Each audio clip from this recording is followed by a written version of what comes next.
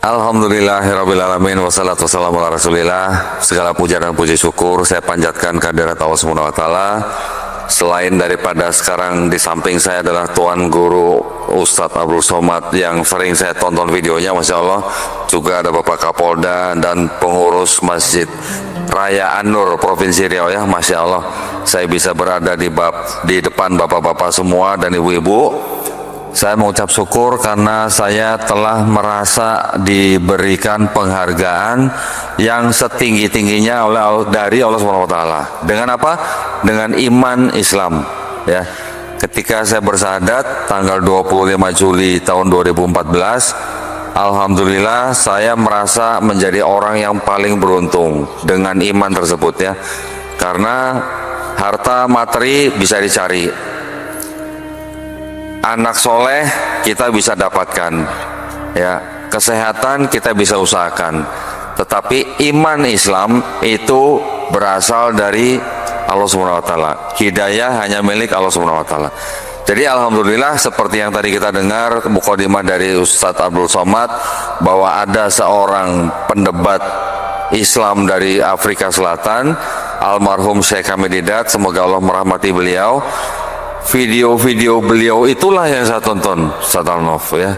Yang saya tonton kira-kira dari tahun 2012 sampai 2014. Ketika saya menonton video-video beliau, saya masih Kristen. Ketika saya nonton, saya mendengar bahwa kitab saya, ini adalah kitab saya yang dulu ya. Izin ya Ustadz ya, saya taruh sini dulu ya. Nanti boleh saya buka Ustadz ya. Kitab yang dulu setiap minggu saya bawa ke gereja, oleh almarhum Syekh Hamid Didat dituduh ini di dalam kitab ada kebenaran yang bercampur dengan kebatilan. Itu sangat menggugah hati saya untuk membuktikan apa yang dituduhkan. Jadi saya mencari bukti sekian lama sampai akhirnya saya mendapatkan ini. Nah, ini juga sama sebenarnya kitab yang juga dulu saya pegang, tetapi kalau yang ini tidak ada tafsirnya, yang ini ada tafsirnya ya. Akhirnya saya mendapatkan ini dari salah seorang teman, dan saya mendapatkan bukti apa yang dituduhkan oleh almarhum Syekh Hamid Didat. Jadi saya sebagai orang Kristen tentu saja saya harus bisa membuktikan yang dituduhkan benar atau salah. Dengan bukti ini akhirnya saya mengatakan, kalau begitu kitab yang dulu saya pegang ini berarti tidak bisa disebut sebagai kitab suci. Kenapa? Karena di dalam kitab yang ada tafsirnya mengatakan ada ayat yang tidak asli. Bapak Ibu yang sudah terbiasa pegang mushaf Quran, membaca, ada huruf Arabnya, ada terjemahannya, mungkin juga ada cerita asbabun nuzulnya, mungkin juga ada tafsirnya. Bagaimana kalau ada catatan kakinya yang menyatakan salah satu ayat di dalam Quran Bapak Ibu adalah tidak asli? Saya pernah tanya Ustadz Abdul Somad, tip X saja katanya. Ya, jadi sekarang ketika kedua kali saya duduk di samping Ustadz Abdul Somad, saya harus bisa membuktikan sesuatu. Kalau waktu itu belum saya bawa, kali ini saya bawa. Jadi akan saya perlihatkan kepada Tuan Guru Ustadz Abdul Somad. Mohon bisa dibacakan. Ini adalah sebuah kitab.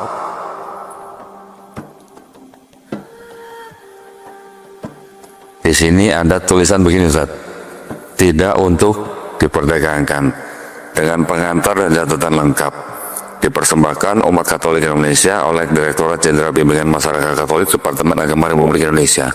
Percetakannya Arnoldus ND. Di sini ada ayat, ada catatan kaki. Nah, ayat yang akan saya tunjukkan kepada Tuan Guru Ustadz Abdul Somad ini adalah yang dianggap satu-satunya ayat yang mengajarkan konsep tentang Trinitas, ya, Trinitas. Jadi kita mungkin pernah mendengar bahwa saudara kita di kalangan Kristen itu akidahnya dengan konsep ketuhanannya itu menceritakan tentang Trinitas. Ayatnya ada di dalam surat 1 Yohanes pasal 5 ayat ke-7 saat ini. Bisa tolong bacain? 1 Yohanes Jadi di dalam perjanjian baru itu ada Matius, Yohanes, Lukas, Markus, dan 14 surat Paulus sebagai pengetahuan. Di pasal 1 Yohanes ayat 4 dan 5, 1 Yohanes 1 Yohanes pasal 5 ayat 7 dan 8. 1 Yohanes pasal 5 ayat 7 dan 8. Sebab ada 3 yang memberi kesaksian di dalam sorga, Bapa, Firman, dan Roh Kudus, dan ketiganya adalah satu. Ayat 8, dan ada 3 yang memberi kesaksian di bumi. Nah, ayat ini yang dianggap mengajarkan Trinitas karena apa? Menyebutkan Bapa, Firman, dan Roh Kudus, Ya. dan ketiganya satu. Ya. Ya.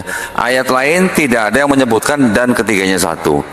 Ada catatan kaki Ustaz di bawah ini. Bagian ayat ini, silakan. Bagian ayat ini tidak terdapat dalam naskah-naskah Yunani yang paling tua, dan tidak pula dalam terjemahan-terjemahan kuno, bahkan tidak dalam naskah-naskah paling baik dari Vulgata. Bagian ini kiranya aslinya sebuah catatan di pinggir halaman salah satu naskah terjemahan Latin yang kemudian disisipkan ke dalam naskah-naskah yang oleh penyalin, dan akhirnya bahkan disisipkan ke dalam beberapa naskah Yunani. Karenanya bagian ini pasti tidak ada, Pasti tidak asli Ustaz. pasti tidak asli. Mata udah. Boleh diulang Ustaz? Karenanya bagian ini pasti tidak asli. Tidak asli kata lainnya apa? Ustaz? Bukan saya yang ngomong ya. Ini yang ngomong ya. Jadi maksud saya begini. Jadi yang menulis komentar tadi siapa? Ini Ustaz. Nah, ini ada yang namanya imprimatur nih. MGR Donatus Jagom SVD, Uskup Agung ND.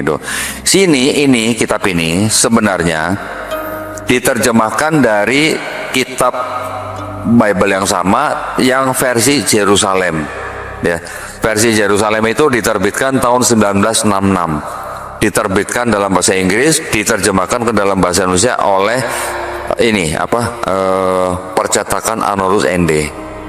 Nah, jadi kalimat atau ayat yang tadi itu memang sudah sangat populer, bahwa ayat itu ternyata memang tidak otentik. Kalau orang Islam bilang tidak sahih gitu, istilahnya gitu ya. Ayat itu tadinya adalah sebuah catatan di pinggir halaman. Jadi kalau zaman dulu orang menyalin kitab yang disebut kitab suci, itu mereka menyalin dalam bentuk kolom-kolom Ustaz. Ada yang 2 kolom, ada yang 6 kolom. Biasanya nanti yang disalin itu nanti sama penyalinnya biasanya suka ada catatan di pinggir halaman. Tadi dikatakan ini aslinya adalah catatan di pinggir halaman yang kemudian disisipkan menjadi ayat gitu. Jadi tadinya pemikiran agama menjadi agama ya.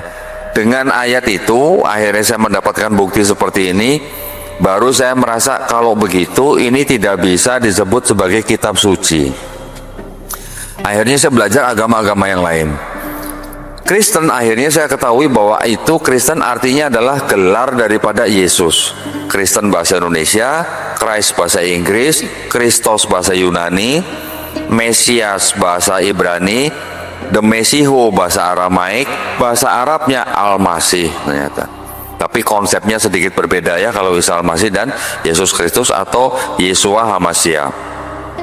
Yahudi itu ternyata adalah nama anak keempat daripada Nabi Yakub alaihissalam yang kita kenal. Hindu adalah nama tempat daripada agama itu berasal di India. Buddha adalah gelar daripada Siddhartha Gautama. Konghucu itu adalah nama nabi daripada agama tersebut. Ketika Islam, saya pikir nama nabi, nama orang, gelar orang, ternyata artinya seperti tadi Ustaz jelaskan, berserah diri ya, atau selamat, taat, patuh, tunduk, atau damai. ketika saya membandingkan semuanya ini, ternyata dipecah lagi menjadi yang disebut dengan agama samawi dan agama ardi atau bumi. Yang agama samawi akhirnya mau nggak mau saya harus pelajari secara detail, yang mana saya akhirnya menemukan bahwa kitab yang dulu saya punya ini ternyata terbagi menjadi dua bagian. Yang bagian pertama disebut perjanjian lama, Ustaz. Yang kedua disebut perjanjian baru. Perjanjian baru ini adalah kitabnya orang Kristen ini yang isinya 27 kitab, yang tadi disebut Matius, Markus, Lukas, tambah surat-surat Paulus cuma 13, Ustaz, bukan 14. Yang satu lagi kitab Ibrani itu tidak diketahui siapa yang tulis. Ditambah lagi dengan surat-surat dari yang disebut rasul-rasul. Tapi istilah rasul dalam kitab mereka ini beda dengan istilah rasul dalam Islam, ya. Kemudian yang perjanjian lama ternyata ini berasal dari kitabnya orang Yahudi, yaitu ini yang namanya kitab Tanakh.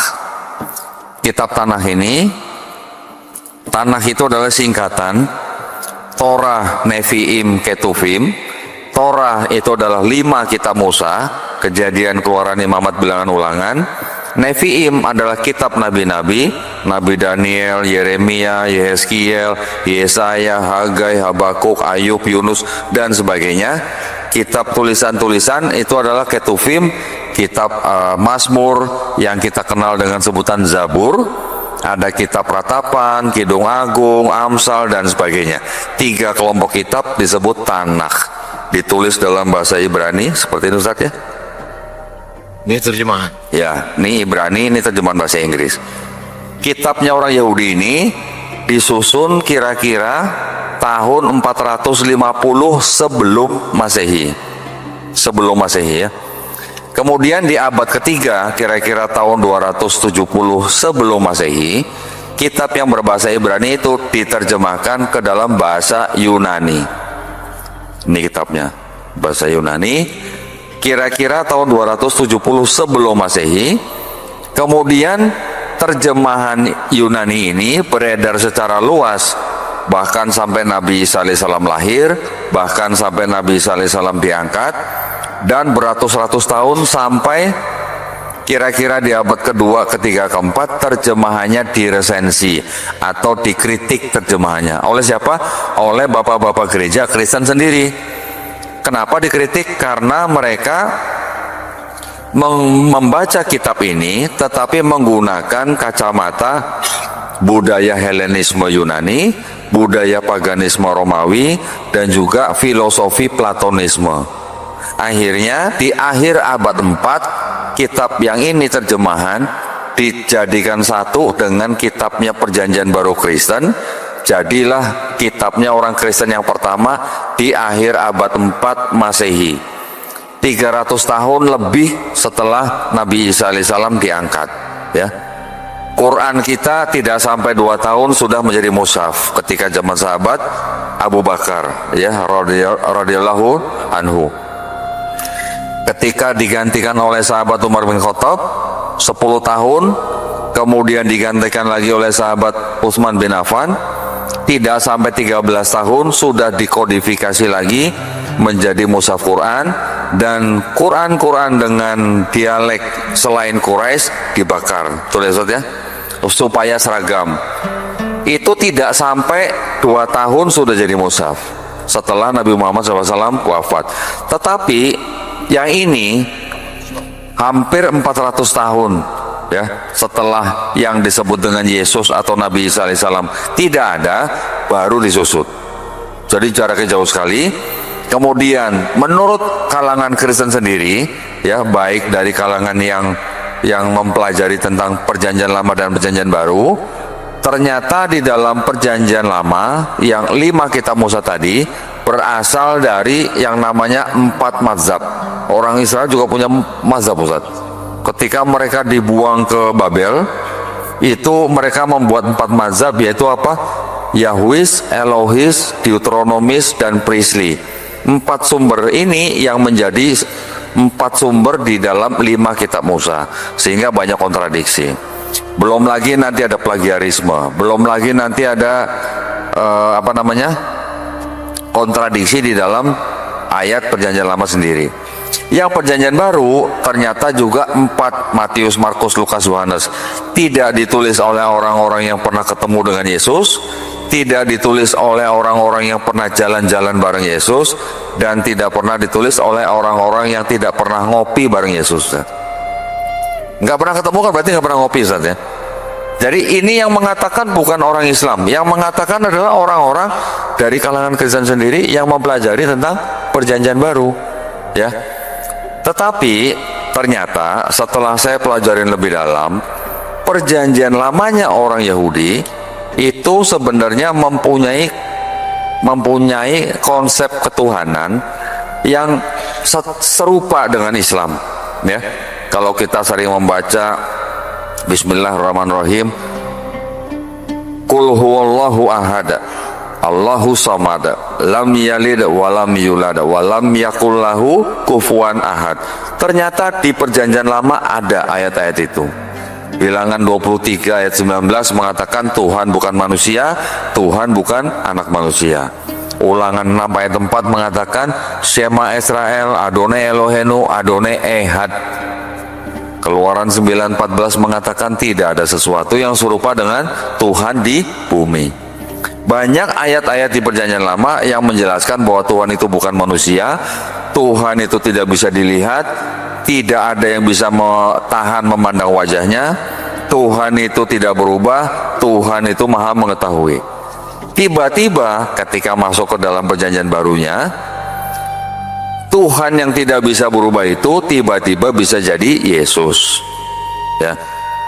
Ini kenapa saya harus bicara, karena seperti tadi Ustadz Abdul Somad menceritakan dari Quran surat Ali Imran sampai ke Quran Maryam yang menceritakan tentang Nabi Isa alaihissalam.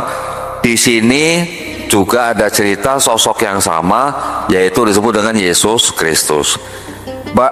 Kurang lebih ini kitab ada 200 tahun sebelum Quran diturunkan. Jadi menceritakan sosok yang sama, tetapi ada perbedaan kisah. Kalau tadi Ustadz Abdul Somad menceritakan Nabi Isa alaihissalam lahir di tempat yang banyak pohon kurmanya, Ustadz, ya. Kalau di sini diceritakan lahir di penginapan dan akhirnya ditaruh di palungan tempat makan hewan ternak. Kemudian setelah besar, usia 30 tahun kira-kira, melakukan pelayanan sampai akhirnya dituduh oleh imam-imam Yahudi, dikejar-kejar sampai ke Taman Getsemani, akhirnya ditangkap oleh tentara Romawi, diserahkan kepada Gubernur Pontius Pilatus, sampai akhirnya dibunuh dan disalib. Di sini diceritakan begitu. Nah, sosoknya sama nggak antara Yesus dan Nabi Isa alaihissalam? Sosoknya adalah sama, tetapi diceritakan dengan perspektif yang berbeda antara agama saudara kita yang Nasrani dan juga diceritakan dengan perspektif yang berbeda di dalam Quran. Kenapa kita harus menjaga akidah ini? Karena kita sebagai muslim, kita punya akidah bahwa Nabi Isa alaihissalam tidak dibunuh dan tidak disalib. Betul, ya? Tadi Ustadz Abdul Somad sudah membacakan Quran An-Nisa ayat ke-157. Dan juga bahwa kedua agama ini, Islam dan Kristen, percaya bahwa Nabi Isa alaihissalam lahir dari perawan suci. Sama, ini sama nih, ya. Kalau Yahudi malah tidak percaya ada kelahiran dari perawan suci. Jadi Yahudi dan Kristen ada persamaan dan ada perbedaan, tetapi antara Kristen dan Islam juga ada persamaan, ada perbedaan. Jadi akidah ini yang tipis-tipis kita harus tahu persis, gitu, ya. Nah, masalahnya di dalam agama Kristen mereka mempercayai bahwa Yesus dibunuh, disalib dan bangkit di hari ketiga, kemudian diangkat ke surga dan akhirnya disembah menjadi Tuhan, ya. Di kitab mereka juga ada ayat yang berbunyi, Yohanes pasal 14 ayat 6, akulah jalan dan kebenaran dan hidup. Sedangkan di Quran setiap hari kita membaca Quran surat Al-Fatihah, di situ ada ayat yang mengatakan ihdinas siratal mustaqim. Di situ ada kata-kata jalan yang lurus. Kata-kata jalan ini yang di sini jalan kebenaran dan hidup, di Quran jalan yang lurus, ini kadang-kadang dibenturkan. Ini kadang-kadang di apa ya, kalangan mereka bilang, itu kenapa orang Islam setiap hari minta jalan yang lurus? Jalan yang lurus itu ya Yesus, katanya. Yesus itulah jalan dan kebenaran dan hidup. Ini sering dibenturkan, dianggap bahwa orang Islam masih mencari jalan, tapi jalannya sudah ada di dalam kitab mereka. Padahal di Quran surat Maryam juga ayat ke-36, Nabi Isa alaihissalam diceritakan berkata apa? Wa innallaha robbi wa robbukum fa'budu haza siratum mustaqim. Allah itu adalah, sesungguhnya Allah itu adalah Tuhanku dan Tuhanmu. Nabi Isa berkata kepada Bani Israel, maka sembahlah dia. Inilah jalan yang lurus. Jadi jalan yang lurus yang kita minta di dalam Quran surat Al-Fatihah. Dengan cara apa kita mendapat jalan yang lurus? Menyembah Allah Subhanahu wa taala. Tetapi kalau di sini buat orang Kristen, Yesus yang disebut sebagai akulah jalan dan kebenaran dan hidup, itulah jalan buat mereka, sehingga Yesus dianggap sebagai Tuhan. Hal ini perlu saya sampaikan. Kenapa? Karena di luaran itu masih ada yang namanya kegiatan misionaris, ya, kegiatan kristenisasi, walaupun tidak secara mencolok, yang sebenarnya melanggar keputusan bersama dua menteri, Menteri Agama dan Menteri Dalam Negeri nomor 1 tahun 79, yang mana di dalam bab 3 pasal 4 disebutkan dilarang mensiarkan agama kepada orang atau kelompok orang yang sudah beragama dengan cara memberikan brosur, majalah, pamflet, buku, sembako, dan bantuan lainnya, yang mana ujung-ujungnya mengajak orang untuk masuk agama tertentu, ya. Itu adalah landasan hukumnya. Jadi saya ingin memberikan pandangan bahwa di dalam Islam dan Kristen ini ada seorang sosok yang sama, yang disebut dengan Yesus Kristus atau kita kenal dengan Nabi Isa alaihissalam. Tetapi karena sosok ini dipandang berbeda antara Islam dan Kristen, makanya kita perlu sekali menjaga iman dan akidah kita supaya kita tidak mudah dimurtadkan. Ya, itu adalah tujuan daripada kajian Kristologi, yang mana kita gabungkan dengan Islamologi. Islamologi adalah ilmu seluk-beluk tentang Islam, kita gabungkan sehingga kita sebut Krislamologi. Dengan ilmu Krislamologi ini, alhamdulillah saya diberikan tugas oleh yayasan yang saya bernaung, yaitu Yayasan Garda Mualaf Indonesia. Saya diberi tugas untuk berdialog atau berdebat dengan pemuka agama Kristen minimal setahun 2 kali, Kak. Ya, kita semua yang biayain, tetapi tujuan daripada debat ini itu bukan untuk mencari musuh, ya. Kita melakukan debat itu tujuannya untuk saling memahami, saling memberikan perspektif, sehingga hasil debat kita bisa memberikan edukasi buat kedua umat, ya, baik umat Islam maupun umat Kristen. Dan setiap debat itu kami semua melakukan dengan cara-cara yang paling baik sesuai dengan tuntunan Quran, Ustaz, ya. Semuanya kita yang tanggung, kita yang fasilitasi, bahkan kalau perlu kita koordinasi dengan pihak kepolisian untuk menjaga keamanan. Itu yang kami lakukan. Jadi bukan berarti kita mencari musuh untuk bermusuhan, tidak. Kita setelah debat bisa ngopi bareng dengan pendetanya, bisa makan bareng dan sebagainya. Ya, pengalaman kalau tadi Ustadz Anlof tanya, pernah saya berdebat dengan seorang pendeta yang senior. Saya hanya bertanya begini, Pak Pendeta, mohon maaf, sambil pegang ini ya Ustadz ya, 1 Yohanes 5 ayat 7 yang tadi dibaca oleh Ustadz Abdul Somad, itu firman Tuhan atau bukan? Tapi saya pegang ini, dan saya tahu dia tahu kitab ini gitu. Dia berani bilang bukan, katanya. Begitu ada seorang pendeta bilang bukan firman Tuhan di dalam kitab dia, buat kami sudah cukup, ya. Kita tidak menargetkan untuk mengislamkan siapa-siapa. Jadi buat kita sudah cukup ketika dia berani mengakui di dalam kitab dia ada ayat yang tidak asli, bukan firman Tuhan. Yang nonton tepuk tangan, Ustaz. Ketika saya tanya lagi, kalau begitu Pak, kitab yang Bapak pegang di meja itu kitab suci atau bukan? Dia bilang apa? Bukan. Sudah buat kita udah cukup. Yang nonton tepuk tangan lagi, tambah kenceng lagi Ustaz. Ya, jadi artinya kita hanya butuh pengakuan bahwa ketika kita bisa membuktikan di dalam kitab mereka ada kebenaran, tapi juga ada kebatilan, buat kita mendapat pengakuan dari mereka, buat kita sudah cukup. Ya, yang penting yang menonton kan, yang menonton umat Islam yang menonton, yang kita harapkan iman dan akidahnya tambah kuat. Kalau ada dari kalangan Kristen yang menonton terus kemudian mereka masuk Islam, itu hanya bonus buat kita, karena kita semua tahu hidayah milik Allah SWT. Ya, jadi itulah yang kita lakukan. Kita juga sekarang jadi banyak alhamdulillah didatangi oleh orang-orang dari kalangan Kristen dan juga dari kalangan Islam. Yang kalangan Kristen, mereka ingin melihat sendiri bukti-bukti yang saya punya. Bahkan ada yang datang, seorang perempuan dari kota Semarang, minta izin, kok boleh nggak saya foto-foto bukti-buktinya yang Kodoni punya? Boleh, silakan foto. Setelah difoto, dia bikin karya tulis sebanyak 35 halaman. Karya tulisnya dia pakai untuk papanya sendiri. Jadi dia pakai untuk berdebat dengan papanya. Selama 2 bulan dia berdebat dengan papanya menggunakan foto-foto yang diambil dari buku saya. Setelah 2 bulan dia datang lagi, kok saya mau datang lagi? Boleh, silakan. Mau foto-foto lagi? Enggak, mau syahadat tuh. Tapi sepanjang jalan dia ke tempat saya, dia juga masih berdebat dengan orang tuanya. Apa yang saya katakan kepada dia? Jangan sampai membuat orang tua kamu membenci kamu karena kamu pindah agama. Di Islam kita diajarkan kita tetap harus menghargai dan menyayangi orang tua kita.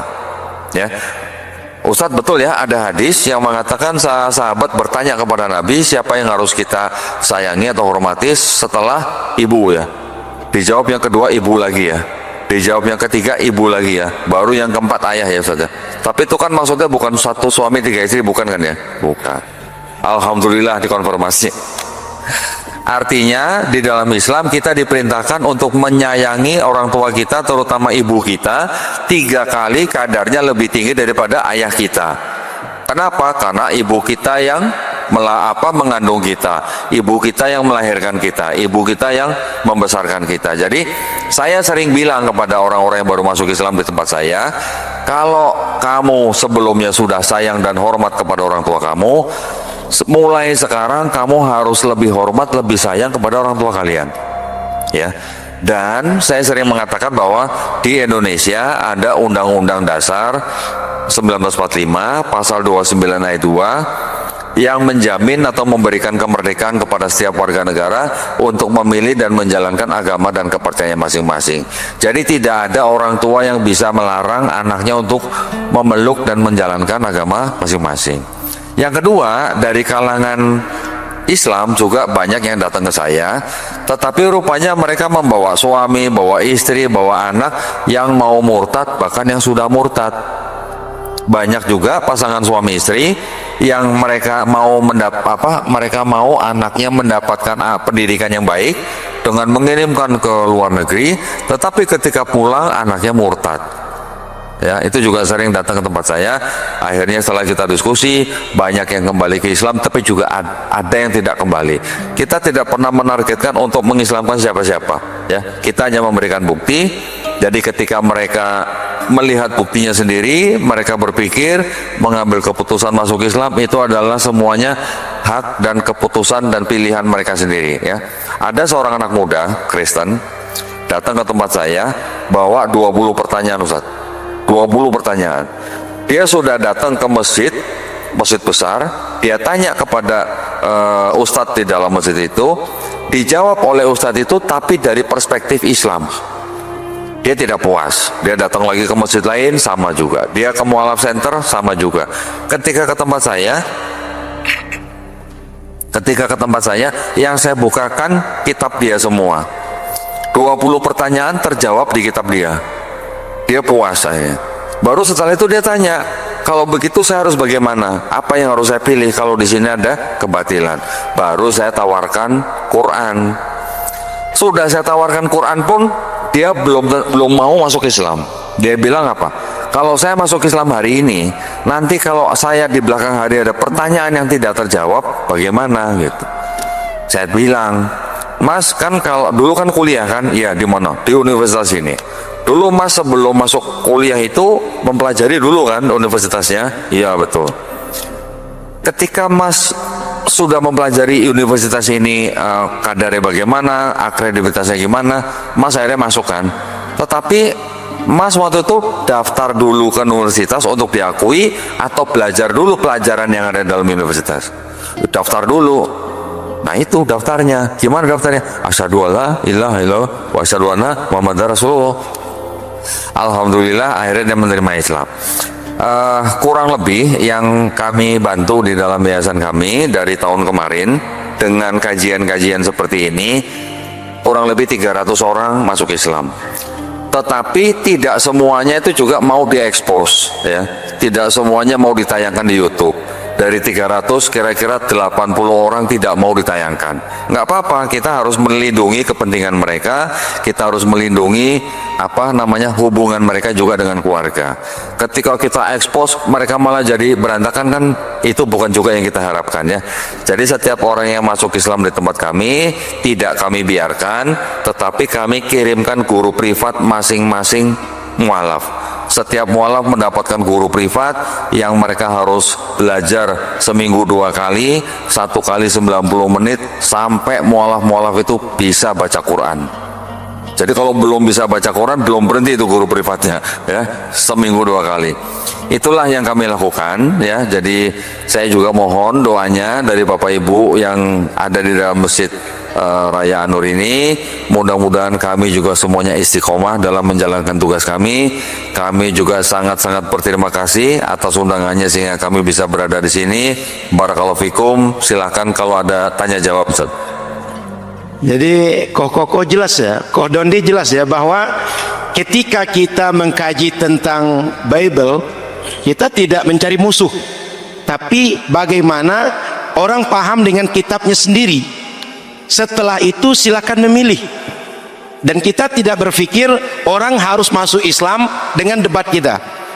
Tapi tahun ini katanya kan setahun 2 kali debat ya. Iya. Tahun ini sudah berapa kali kok? Tahun ini belum dapat. Belum dapat. Ada yang mau debat di sini? Kata beliau 2 tahun perintahnya 2 kali. Tapi susah cari lawan debat kata beliau. Betul kok ya? Betul. Atau di Pekanbaru mau dicarikan kok? Boleh, Ustaz. Boleh saya. Boleh. Tugas kita Ustaz. Siap, Ustaz. Mencarikan di Pekanbaru. Ya. Jadi Ustaz, kalau ada debat, Ustaz, itu kita yang fasilitasi, tempat kita yang bayar.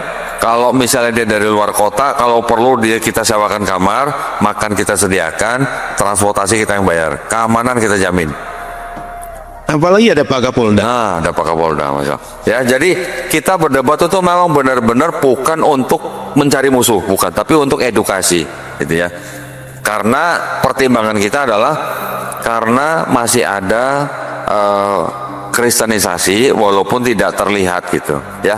Dengan pernikahan beda agama bisa terjadi, dengan ya macam-macam bencana alam dan sebagainya. Di sekolah juga bisa terjadi, di rumah sakit pun bisa terjadi, ya.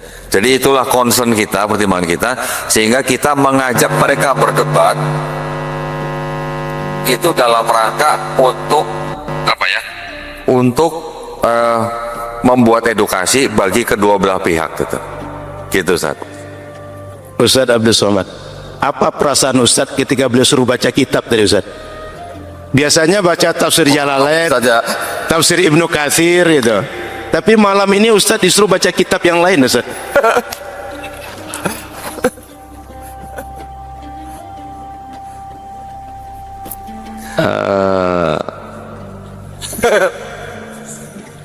Kan buku itu apa itu ya?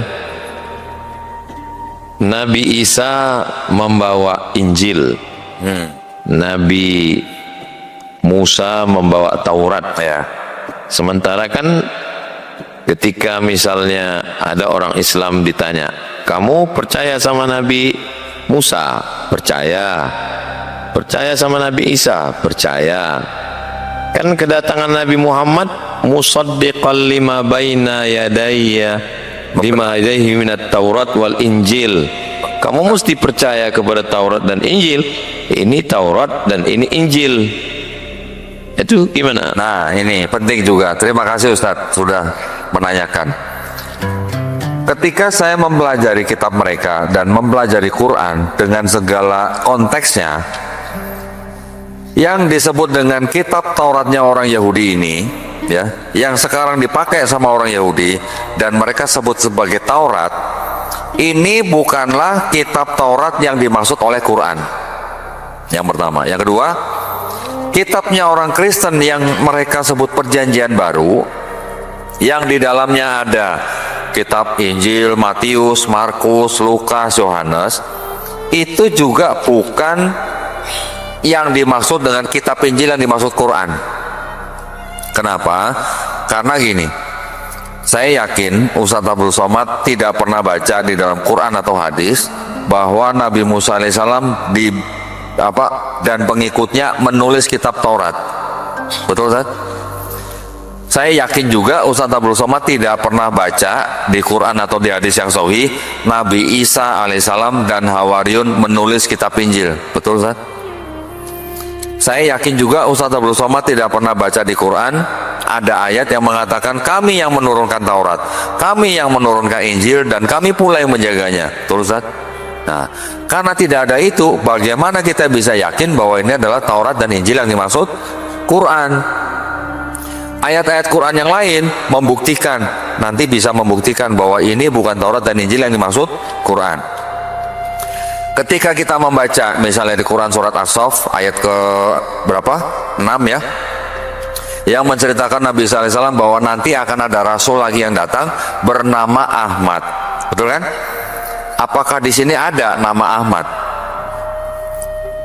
Saya sudah cari, tidak ada. Kalau indikasinya ada, indikasinya, tetapi tertulis Ahmad atau Muhammad itu tidak ada menurut saya ya. Kenapa? Karena di dalam kitabnya orang Taurat orang Yahudi ada ayat Kidung Agung pasal 5 ayat 16 yang tertulis nama Muhammadim. Beberapa teman saya dan guru saya juga ada yang mengklaim bahwa itulah nama Nabi Muhammad SAW yang ada di dalam kitabnya orang Yahudi. Tetapi saya sudah pelajari bahwa kata Muhammadim yang ada di dalam Kidung Agung 5 ayat 16 itu selain satu artinya yang terpuji, kedua, ayat kata Muhammadim itu di dalam seluruh kitabnya orang Yahudi ada 12 kali atau 12 ayat. Kalau semua ayat itu diterjemahkan menjadi Muhammad, terjemahan dalam satu kalimat itu akan kacau, tidak cocok gitu ya. Karena arti yang sebenarnya adalah yang terpuji. Tapi kalau ditanya ada nggak indikasinya? Ada indikasinya bahwa ada ayat-ayat yang berindikasi bahwa ada Nabi lagi yang dibangkitkan, yang ciri-cirinya sangat pas dengan Nabi Muhammad SAW, baik di perjanjian lama maupun di perjanjian baru. Tetapi, nah ini, saya sering, sebelum saya tampil di publik, saya sering berdiskusi dan berguru dengan guru-guru ya di Majelis Ulama Indonesia. Dalam hal kita berdakwah ya di publik, yang mana yang menonton tidak hanya umat Islam, saya diperintahkan atau diajari untuk tidak menafsir kitab suci orang. Karena apa? Karena kita umat Islam juga tidak mau Quran kita ditafsir secara salah oleh orang yang bukan Islam. Setuju, Ustaz ya?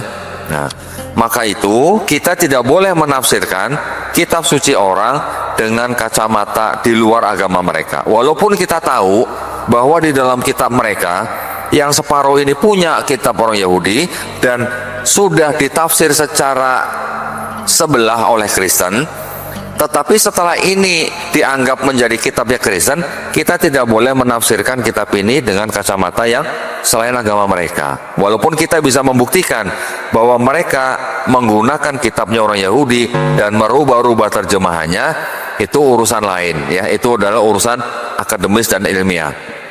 Nah, jadi ketika Ustaz bertanya kitab yang disebut dengan Taurat Injil, apakah ini dan ini? Apakah ini dan ini? Bukan ya. Ketika kita membaca juga di Quran surat Al-A'raf ayat 157, mereka beriman kepada nabi yang ummi yang namanya tertulis di dalam Taurat dan Injil. Saya sudah cari di sini nggak ada, di sini nggak ada. Jadi kalau di sini tidak ada, berarti ini bukan Taurat dan Injil yang dimaksud oleh Quran surat Al-A'raf 157. Itu jawaban saya, Ustaz. Nah, kira-kira gitu. Silakan, ada yang lain? Jadi kok kitab suci yang dianggap sekarang kitab suci, tadi pendeta mereka mengatakan bahwa ini tidak asli. Paham cluenya ya? Kitab suci yang dianggap kitab suci, ternyata pendeta mereka menganggap tidak asli.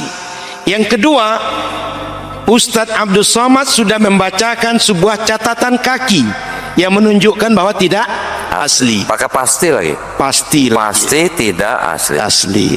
Jadi kita dilarang oleh Koko tadi tidak boleh menafsirkan agama orang dengan perspektif kita, tapi mesti dengan perspektif agama itu sendiri. Betul. Selanjutnya kok, ketika orang bertanya, kan macam-macam pertanyaan orang kok, bagaimana Koko menjawab perbandingan antara wahyu dalam Islam dan agama lain? Apakah berdasarkan empiris atau logika atau spiritual atau apa kok, atau cocok logi kok? Karena hari ini banyak orang cocok logi kok. Nah, akhirnya ada juga yang nanya begini akhirnya. Saya suka kalau ditanya begini nih. Karena saya juga harus menggunakan bukti lagi ya. Saya tidak boleh berasumsi. Jadi apa yang ditanyakan saya harus bisa menunjukkan buktinya. Ada seorang Kristen yang bisa membuktikan bahwa di dalam kitab mereka sendiri itu ada adopsi kisah-kisah novel.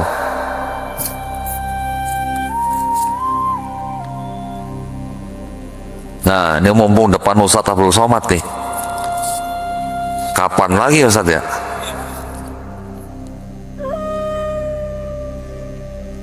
Jadi kalau kita baca Quran, ada ayat yang berbunyi kira-kira mereka sudah mengubah-ubah ya wahyu yang diterima, dan mereka mengaku itu berasal dari Allah, dan mereka menjual dengan harga yang murah. Ternyata yang tadi Ustadz Abdul Somad sebutkan ada Matius, Markus, Lukas, Yohanes. Ini ternyata yang ditulis lebih dahulu nih yang Markus ya. Yang Markus ditulis kira-kira tahun 65 sampai sebelum 70 Masehi, sebelum Baitul Maqdis diruntuhkan oleh Jenderal Titus ya, ketika ada pemberontakan. Kira-kira 10 tahun kemudian penulis kitabnya Matius dan Lukas ini menyadur dari kitab Markus. Jadi ditulis kira-kira tahun 75 sampai 80 Masehi ya, yang Matius dan Lukas. Yang Yohanes ditulis kira-kira tahun 90 sampai 95 Masehi. Jadi ada Markus, terus kemudian disadur oleh Matius dan Lukas, baru kemudian ada Yohanes. Karena Matius dan Lukas menyadur Markus, maka ketiga kitab ini disebut kitab sinoptik ya. Tapi ternyata yang Markus ini penulisnya menyadur novelnya penulis namanya Homer. Ada novel yang menceritakan tentang Raja Odyssey yang menghancurkan kota Trojan, ditulis oleh penulis yang bernama Homer. Homer ini hidupnya abad ke-8 sampai ke-7 sebelum Masehi. Kisah Raja Odyssey yang kembali dari kota Trojan ke negerinya, yaitu kerajaan Iliad, selama 10 tahun, kisahnya diadopsi oleh penulis Markus ya. Jadi Markus mengadopsi cerita novel, kemudian sama Kristen dijadikan kitab suci ya. Ini mohon maaf, ini fakta, belum ada pendeta yang membantah orang Kristen ini yang menulis ini. Yang Yohanes menyadur penulis bernama Euripides yang hidup dari tahun 480 sebelum Masehi sampai 406 sebelum Masehi, menulis novel tentang Dionysus, anak dewa Zeus. Disadur oleh penulis Yohanes menjadi kitab suci orang Kristen. Jadi ada Markus menyadur Homer, Yohanes menyadur Euripides, Matius dan Lukas menyadur Markus. Jadi ini saling sadur menyadur begitu. Dan hal itu adalah biasa pada zaman itu, karena orang pada zaman itu bisa menulis sesuatu, menyadur sana menyadur sini dan mengaku sebagai orang lain, itu belum jadi kriminal gitu, tidak jadi kriminal. Makanya bisa terjadi seperti ini. Tetapi walau bagaimanapun, di dalam kitab yang ada kontradiksinya, yang sadur menyadur, yang ada kebatilannya, ternyata masih ada yang namanya kebenaran. Nabi Muhammad SAW sendiri melarang sahabatnya untuk menerima semuanya atau menolak semuanya, ya. Juga Nabi Muhammad SAW sendiri malah mengizinkan sahabat Said bin Sabit untuk belajar bahasa Ibrani, supaya dia juga bisa membaca gulungan-gulungan yang disimpan oleh para sahabat. Jadi intinya kita masih bisa bilang bahwa di dalam kitab mereka ini, baik dari kalangan Yahudi dan Nasrani, ini masih ada kebenaran. Tetapi ini sudah bercampur dengan kebatilan. Saya jelaskan sedikit lagi tadi tentang yang di Perjanjian Baru. Di Perjanjian Baru ini juga bisa dibagi menjadi 4 kitab yang disebut tadi, Matius, Markus, Lukas, Yohanes, dengan tulisan-tulisan orang yang disebut dengan Paulus. Paulus inilah yang menjadi pendirinya agama Kristen, Ustaz. Jadi bukan Yesus, ya Ustaz, ya. Yang mendirikan agama Kristen atau yang pertama kali disebut Kristen itu adalah orang yang bernama Paulus, bukan Yesus. Ya, ketika Paulus dan Barnabas sudah tinggal di kota Antioquia, mereka dan pengikutnya baru disebut sebagai orang Kristen. Ajarannya Paulus dan ajaran Yesus yang tertulis dalam kitab mereka ini ada yang tidak matching, tidak sejalan. Tidak sejalannya bagaimana? Yesus di dalam Matius pasal 5 ayat 17-18 mengatakan, "Jangan kamu menyangka aku datang untuk membatalkan hukum Taurat. Aku datang bukan untuk membatalkan hukum Taurat, tapi untuk menggenapinya. Selama langit dan bumi belum lenyap, satu iota atau satu huruf yang paling kecil dalam bahasa Ibrani tidak akan dihilangkan." Artinya sampai kiamat Taurat itu tetap berlaku buat orang Yahudi. Tetapi Paulus mengatakan di dalam di dalam Efesus pasal 2 ayat 15 bahwa Yesus yang mati sebagai manusia di atas kayu salib itu sudah membatalkan hukum Taurat. Buat siapa? Buat orang di luar Yahudi. Jadi orang yang di luar Yahudi tidak perlu di bawah hukum Taurat. Orang Yahudi harus tetap hidup di bawah hukum Taurat. Hukum Taurat apa aja? Ada sunat, babi haram, perpuluhan dan sebagainya. Buat orang non-Yahudi, hukum itu sudah tidak berlaku lagi. Makanya kalau dilihat, ajaran Yesus dan ajaran Paulus ini berbeda. Yesusnya masih sunat, Paulusnya mengajarkan tidak perlu sunat. Yesusnya tidak makan babi karena dia hidup di bawah hukum Taurat. Paulusnya mengatakan semua makanan halal. Yesusnya sholatnya sujud, Paulusnya mengajarkan berbeda. Sekarang gereja malah kebaktiannya hari Minggu, malah mereka menggunakan tarian-tarian. Yesusnya sendiri malah sujud. Yesusnya sendiri diceritakan berpuasa selama 40 hari. Orang Kristen ada yang berpuasa, ada yang tidak. Yesusnya diceritakan ketika disalib, jenazahnya dikafani. Orang Kristen sekarang kalau meninggal masuk peti mati pakai baju pengantin. Kebanyakan begitu kan? Yesusnya sendiri diceritakan di sini akikah, orang Kristen tidak melakukan akikah. Jadi ketika kita melihat, kita amatin agama apa yang laki-lakinya disunat, sholatnya sujud, tidak makan babi, berpuasa, matinya dikafanin, akikah, agama apa yang malah Islam, ya kan? Jadi saya bisa membuktikan dengan ayat-ayat di dalam kitab mereka, Yesus yang disembah oleh mereka sebagai Tuhan ternyata melakukan apa yang kita lakukan sekarang. Jadi sebenarnya kita juga melakukan sunnah Yesus di dalam Bible, Ustaz. Ya benar kan, Ustaz? Tetapi kan sunnah kita kan sudah disempurnakan ya di dalam Quran dan sunnah Rasul, ya. Tetapi kan mirip kan? Yesus sunat, Yesus puasa, Yesus sujud, Yesus nggak makan babi, Yesus dikafani. Lah kita semua melakukan itu. Ya, walaupun sholatnya mungkin jumlah rakaatnya berbeda. Ada satu lagi, Yesus juga dibaptis di sini, Pak. Kita dibaptis nggak, Ustaz Arnof? Enggak, loh. Baptisnya orang Yahudi itu sama dengan mandi junubnya orang Islam. maknanya ya. Jadi ketika di Islam kita tahu mandi besar atau mandi junub, maknanya tuh sama dengan baptisnya atau mikvahnya orang Yahudi. Jadi Yesus juga baptis, kita juga baptis, hanya istilahnya saja kita mandi besar gitu. Jadi ini semua dilakukan Yesus di situ. Kita yang mengikuti, orang Kristen malah tidak mengikuti. Jadi kita bisa buktikan bahwa Kristen sebenarnya bukan pengikut Yesus, tapi pengikut Paulus gitu ya.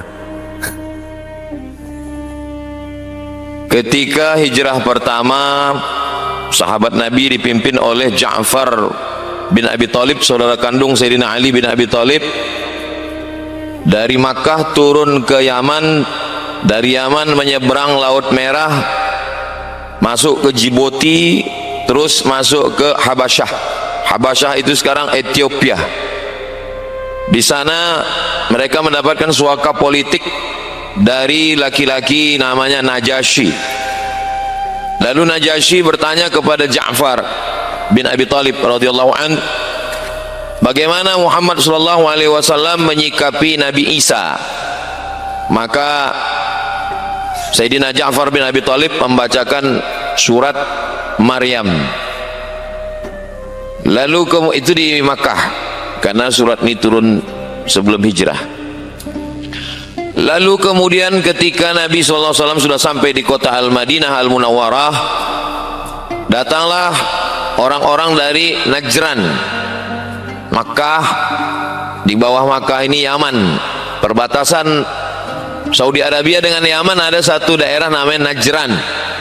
Orang Najran ini Nasara, datang menemui Nabi Muhammad SAW di kota Al-Madinah Al-Munawwarah. Mereka mau bertanya tentang bagaimana kedudukan Nabi Isa alaihissalam. Maka turunlah satu surat, namanya surat Ali Imran. Jadi ada dua surat khusus tentang Nabi Isa. Yang pertama surat Maryam, yang kedua surat Ali Imran. A'udzubillahi minasyaitonirrajim. Idz qalat imra'atu Imran, ingatlah ketika istri Imran namanya Hannah. Ada seorang laki-laki namanya Imran, punya istri namanya Hannah. Lalu dia berkata, inni nazartu laka ma fi batni muharrara. Saya bernazar nanti kalau anak saya ini lahir, dia akan menjadi muharrara. Muharrara itu kata ahli tafsir, khalisan li khidmati Baitul Maqdis. Nanti dia tidak kerja apa-apa, dia hanya jadi pelayan Baitul Maqdis. Falamma wada'atha, ketika anaknya lahir, qalat inni wada'tuha unsa. Ternyata anak yang lahir itu perempuan. Inni sammaituha Maryam, aku beri anak itu namanya Maryam. Wa inni u'idzuha bika wa dzurriyyataha minasyaitonir rajim. Aku mohon kepada Allah supaya Maryam dan anaknya nanti dapat perlindungan dari Allah Subhanahu wa taala. Lalu kemudian Imran meninggal.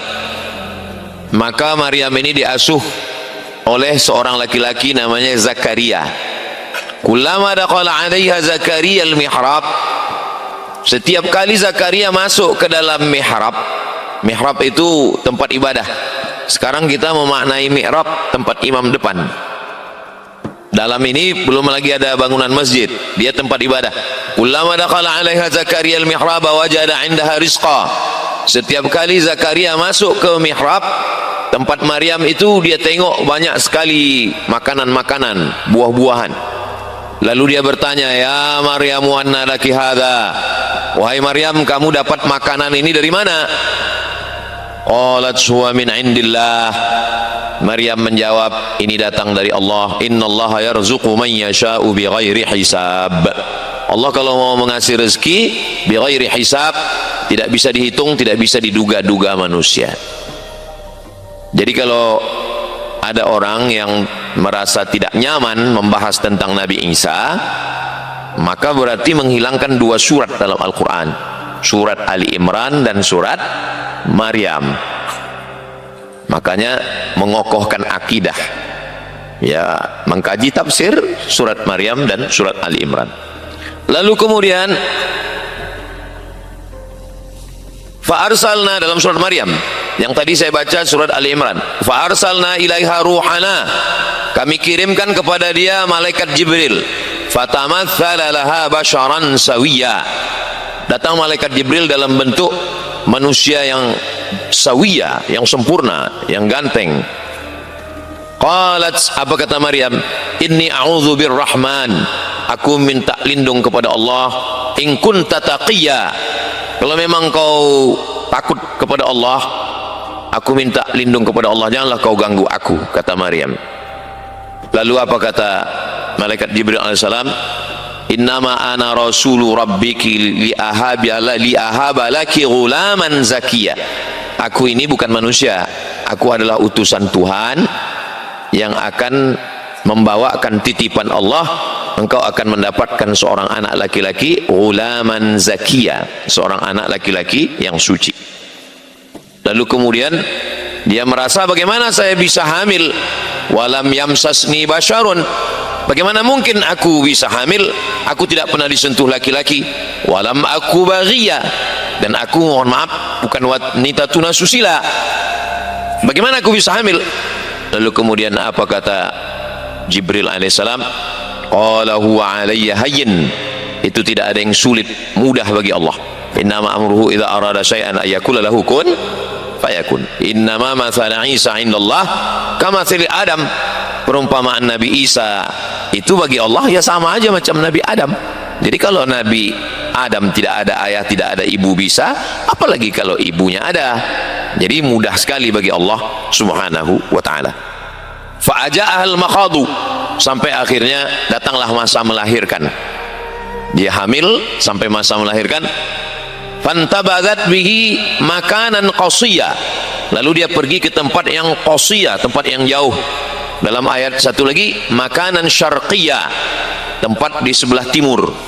Nah, jadi dua penjelasannya. Satu, tempat yang jauh dari pusat kota supaya jauh dari omongan orang, dan tempat yang sebelah timur dari Baitul Maqdis. Lalu kemudian dia pun sampai masa melahirkan, dia bersandar di batang pohon kurma. Lalu apa kata Allah? Wa huzzi ilaiki bi jiz'in nakhlati. Goncangkanlah pundakmu ke batang pokok kurma itu. Dia bersandar ke pokok kurma. Wa huzzi ilaiki bi jiz'in nakhlati. Goncangkan pundakmu ke batang pokok kurma. Tusaqit alaiki rutaban janiyya. Nanti akan gugur buah kurma rutab, belum jadi tamar. Kalau tamar sudah yang kering yang kita makan, ini rutab masih basah. Nanti kau akan makan. Itu maka perempuan yang baru melahirkan bagus makan kurma. Lalu kemudian datang orang-orang Yahudi ini. Padahal dia sudah pergi mengasingkan diri ke tempat yang jauh. Datanglah orang-orang Yahudi ini mau mengejek dia. Apa kata mereka? Makana abuki mra'a sau'in. Bapakmu bukan penjahat, bapakmu bukan preman.